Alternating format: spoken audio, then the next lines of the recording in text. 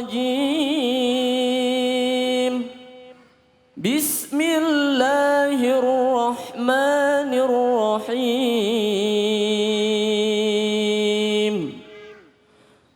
حرمت عليكم الميتة والدم ولحم الخنزير وما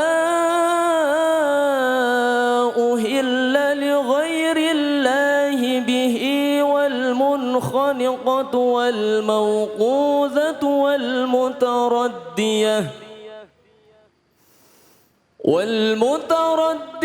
والنطيحة وما أكل السبع إلا ما ذكيتم وما ذبح على النصب وأن تستقسموا بالأزلام ذلكم فسق اليوم يئس الذين كفروا من دينكم فلا تخشوهم واخشون اليوم أكملت لكم دينكم وأتممت عليكم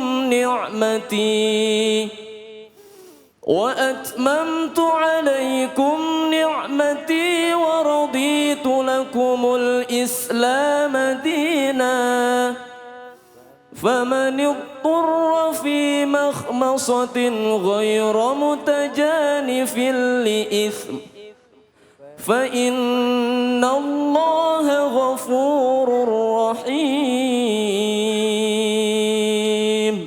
صدق الله العظيم. Sadaqallahul azim. Sama-sama kita sudah menyimak pembacaan ayat suci Al-Quran surah Al-Ma'idah ayat ketiga, yang mana di dalamnya adalah menjelaskan tentang apa-apa saja yang diharamkan baik zatnya maupun pekerjaannya. Dan kita diperintahkan untuk taat terhadap perintah Allah tersebut. Nah, untuk lebih jelasnya dan apa saja yang harus kita cermati dalam hal halal dan haram, langsung sama-sama kita simak kajiannya bersama dengan guru kita, Kiai Sahdan. Fadhal Kiai. Assalamualaikum warahmatullahi wabarakatuh.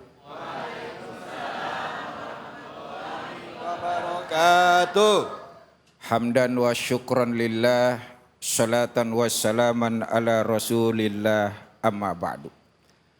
Yang sama-sama kita muliakan host kita yang ganteng, Al-Mukarram, Insinyur Ustadz David Kholik MAG.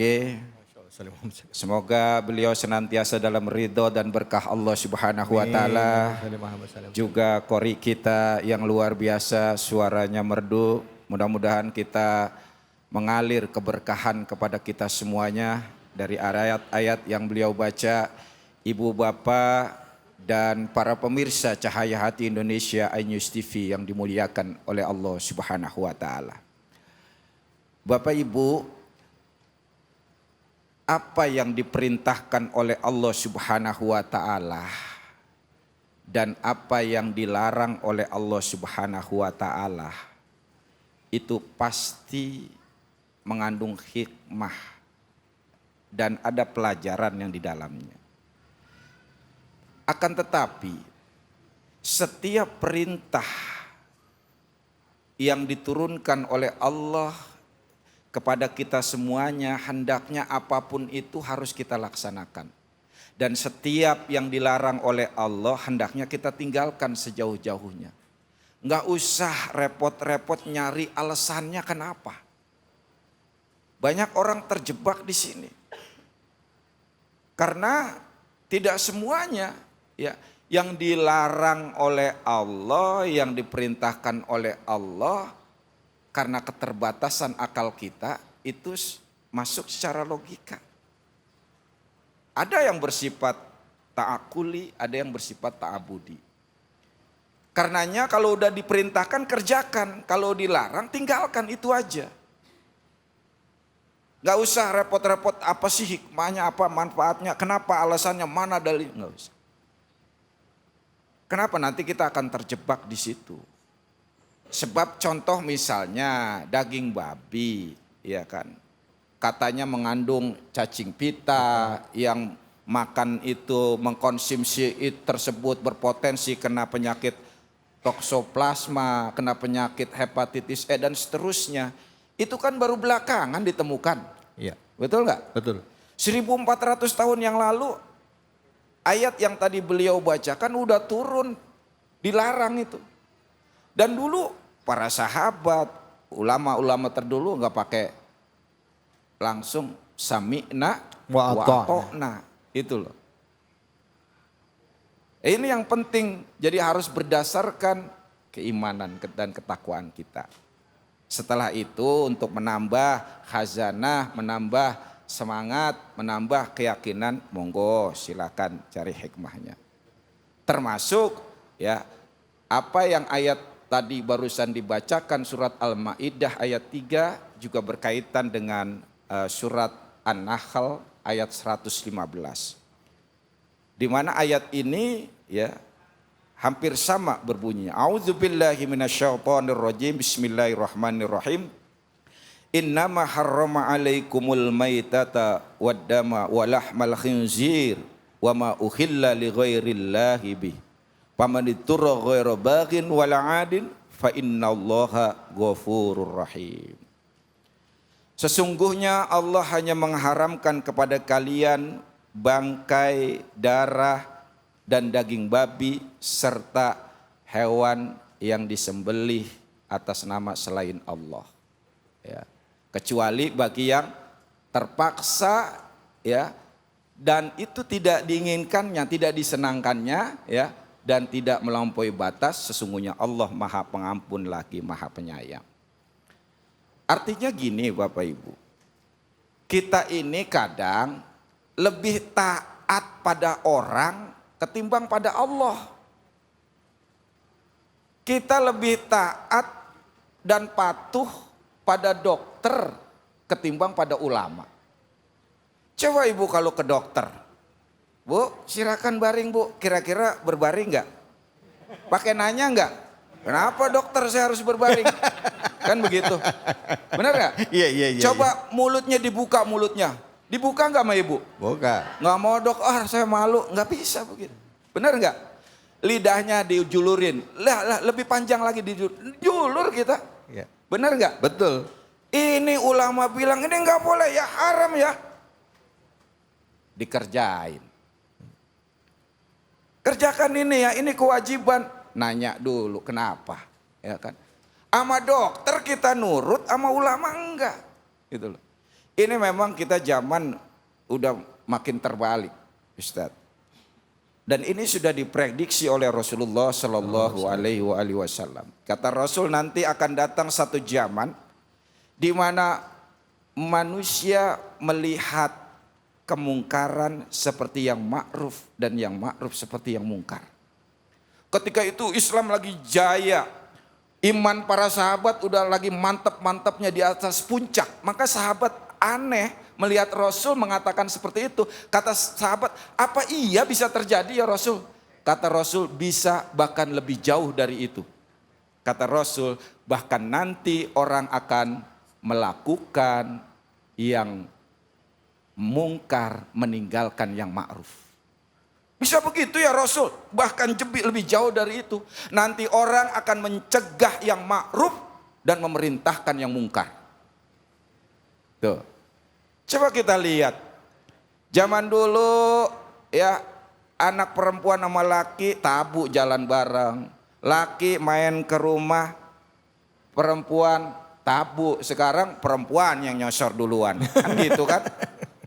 Dulu Bapak Ibu, anak-anak perempuan itu sebelum maghrib masuk rumah. Anak zaman sekarang perempuan tengah malam baru keluar rumah, coba itu. Saya bingung, ini anak orang apa anak kuntilanak ini? Iya kan? Masya Allah Bapak Ibu. Oleh karena itulah ya, buat kita nih yang awam ya kan, kalau agama udah memerintahkan kita lakukan semampu kita. Tapi kalau agama melarang kita tinggalkan sejauh-jauhnya. Apalagi yang diharamkan. Haram itu kan maknanya ya kan, itu berasal dari kata, asal katanya dari hurmah, hormat. Artinya apa? Orang yang meninggalkan perkara-perkara yang haram bukan hanya sekedar melaksanakan perintah, tapi menjaga kehormatannya. Tuh. Jadi yakinlah apa yang dilarang oleh Allah pasti mudarat, nggak baik buat kita. Dan apa yang diperintahkan oleh Allah pasti baik dan bermanfaat buat kita. Itu harus keyakinan kita harus kita pegang seperti itu. Gitu loh. Kalau enggak kita sekarang mudah diputar balikan. Ya. Ibu-ibu, bapak-bapak, anak-anaknya yang gadis ya. Udah nggak perlu hijab, yang penting hatinya nih. Yang penting kelakuannya. Hijabi dulu hatimu baru kepalamu. Ini kelihatannya benar tapi menyesatkan Ustaz. Iya kan? Iya. Hati itu harus dibuka, kalau nggak dibuka nggak turun hidayah. Mau hati belum benar, kelakuan belum lurus, yang namanya kita perempuan wajib hijab. Sekali wajib tetap wajib. Itu loh. Apalagi yang namanya orang beriman, perempuan beriman pasti berhijab. Walaupun orang berhijab belum tentu beriman. Nah itu dia. Ini yang penting yang harus kita pegang ya, termasuk menjaga hal-hal dari makanan yang haram. Ini ibu nih terutama benteng daripada kehalalan rizki suami. Udah tahu suami gajinya 5 juta sebulan, tahu-tahu bawa uang 300 juta. Tanya dulu, jangan ditelan aja. Iya, ini langsung ditelan aja. Tanya, bang dari mana uang nih bang? Udah pakai aja. Enggak bang, harus saya tahu bang dari mana uang ini. Pakai sih cerewet banget loh. Abang kan gaji 5 juta, ini bawa uang 300 juta dari mana? Iya abang boleh nipu. Ya Allah bang, abang tega ngasih makan saya dari haram. Lihat anak-anak kita polos dari cara yang batil. Abang tega, saya nggak mau abang bawa uang yang batil ke rumah ini, bawa pergi lagi uang itu. Aku nggak sudi nerima. Waduh, kalau ada perempuan begini saya mau nambah satu lagi Ustaz.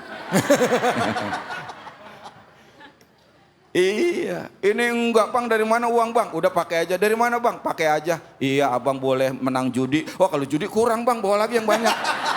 Hancur urusan dah kayak gitu. Ya, mudah-mudahan kita dibimbing oleh Allah. Amin. Kita bisa mampu melaksanakan perintah Allah dengan sebaik-baiknya dan mampu meninggalkan larangan Allah sejauh-jauhnya. Wallahu a'lam bishawab. Alhamdulillah, terima kasih banyak Kiai Sadan. Silakan ibu atau bapak yang bertanya. Bapak silakan Pak, pertanyaannya Pak. Nama dan langsung pertanyaannya. Ya, bismillahirrahmanirrahim. Assalamualaikum warahmatullahi wabarakatuh. Waalaikumsalam warahmatullahi wabarakatuh. Ya, saya Harry James. Saya menanya mengenai ini Pak Ustadz, koperasi Pak Ustadz. Di kantor saya ada koperasi Pak Ustadz. Iurannya itu diambil dari gaji yang dipotong tiap bulan.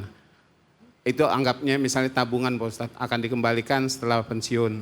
Nah salah satu usaha koperasi itu pinjaman Pak Ustadz. Jadi kalau saya minjam anggota koperasinya ini misalnya 10 juta, mengembalikannya 11 juta, itu juga dipotong dari gaji. Misalnya dipotongnya jadi 11 bulan, tiap bulannya misalnya 100 ribu atau 1 juta gitu Pak Ustadz. Itu gimana Pak Ustadz, setelah misalnya di akhir tahun atau udah setahun, nanti ada namanya itu SHU apa ya? Hasil ya? Iya, hasil sisa usaha. Nah itu dikembalikan lagi ke anggota Pak Ustadz. Saya nerima malah lebih dari uang yang saya potong, apa yang dipotong Pak Ustadz. Jadi kalau saya dipotongnya misalnya 1 juta, bunganya mungkin ya, bunganya 1 juta. Saya dapat keuntungannya lebih dari 1 juta Pak Ustadz, misalnya 1,5 juta. Itu gimana Pak Ustadz, koperasi yang seperti itu? Halal atau haram uangnya Pak Ustadz? Terima kasih Pak Ustadz. Tadi di muka kita udah dijelaskan ya bahwa kredit itu halal, yang haram riba. Kita beli motor 10 juta. Kita jual lagi ke orang dengan cara kredit, ya kan dalam tempo 10 bulan, ya kan tadi kita beli motor 10 juta, kita kreditin jadi 15 juta, dibagi 10 bulan. halal apa haram? Hah? Halal. Halal apa haram? Haram. Halram. Halal tapi haram. Halal itu. Oh halal. Itu masih termasuk jual beli. Caranya dengan kredit. Orang jual beli harus ada untung. Yang nggak boleh ketika dia menunggak kemudian berbunga, nunggak berlipat lagi bunga. Yang berlipat-lipat berbunga inilah yang diharamkan. Seperti itu. Termasuk dari sistem koperasi, dasarnya juga kan ta'awun ya, saling menolong, saling tolong menolong. Tinggal sistemnya diberesin bagaimana supaya tidak kena apa yang namanya aturan dalam riba ya. Ada sistem ekonomi koperasi yang dia memakai aturan secara islami ya, sehingga misalnya kelebihannya itu cara strateginya dengan memberi formulir, ya kan?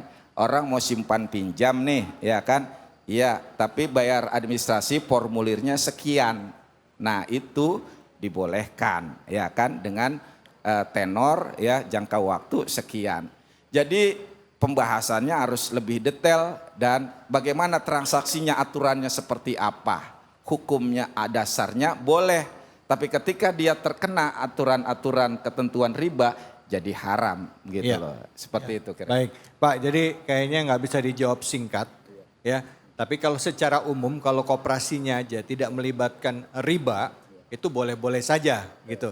Tapi kalau ada konteks ribanya yaitu at'afan mudha'afah ya, bunga yang berlipat-lipat, maka itu yang tidak boleh. Jadi Bapak hari ini gagal bayar, besok ditambah lagi bunganya lagi. Dari bunga itu ditambah bunga lagi, ya berlipat-lipat ya gitu. Nah itu tidak boleh. Nah tetapi yang namanya riba di dalam Islam tidak boleh. Tapi kalau bagi keuntungan jual beli boleh ya Ustaz ya. Itu dalam hukum prinsip syariahnya.